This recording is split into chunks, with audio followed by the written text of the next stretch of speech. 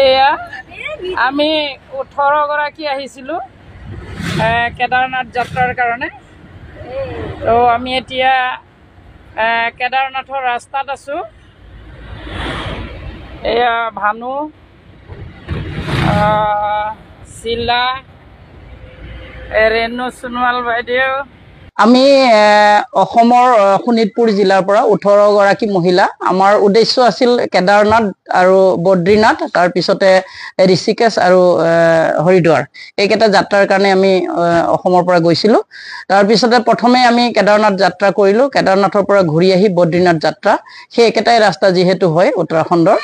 ঘূৰি আহি থকা অৱস্থাতে যেতিয়া কৰ্ণপ্ৰয়াগ নামৰ ঠাইত লেণ্ডশ্লাইড হ'ল, তেতিয়া আমি কৰ্ণপ্ৰয়াগ পোৱাৰ আগমুহূৰ্ততে আমাক ক'লে যে আপোনালোকে এই বেলেগ ৰাস্তাইদি যাব লাগিব আৰু গৈ সেই মেইন ৰোডত তাত উঠিব লাগিব।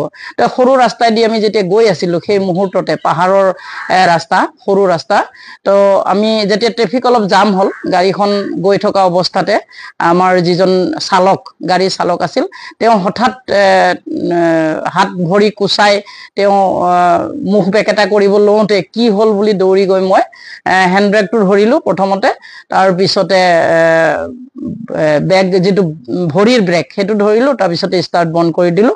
তাৰপিছত হৰ্ণ মাৰাৰ পিছত বেলেগ গাড়ী চালকবিলাকে আহিলে, তেওঁ কি হ'ল চালে, এটা নে দুটা ঝাটকাৰ পিছতে মানুহজনৰ স্তব্ধ হৈ গ'ল। তাৰপিছত মই লগৰ চিটটোতে তেওঁক বহাই দিলোঁ। বহাই দি যিহেতু ট্ৰেফিক জাম হৈ গৈছে, গাড়ীখন ওলাই নিনিয়াত সকলোৱে আপত্তি কৰিছে যে এখন গাড়ীৰ কাৰণে গোটেই ট্ৰেফিক জাম হৈছে বুলি, তেতিয়া মই আৰু ড্ৰাইভিং চিটত মই নিজে বহি গাড়ীখন সেই ঠাইৰ পৰা ওলাই আনি যিটো কৰ্ণপ্ৰয়াগ নামৰ যিটো ঠাই, তাত এখন চৰকাৰী হস্পিটেলত আনি আমাৰ যিটো চালকক চমজাই দিলোঁ। আৰু তেতিয়া গাড়ীত আহি তেওঁলোকে ডক্টৰে চালে যে ইতিমধ্যে তেওঁক মৃত বুলি ঘোষণা কৰিলে ডক্টৰে। সেই ঠাইখিনিলৈ মই 30 কিলোমিটাৰ কমচে কম মই গাড়ীখন লৈ আনিলোঁ। আৰু মোৰ 18 গৰাকী মহিলাক মই ভাবোঁ যে তেওঁলোকে প্ৰাণ ৰক্ষা কৰিলোঁ বুলি।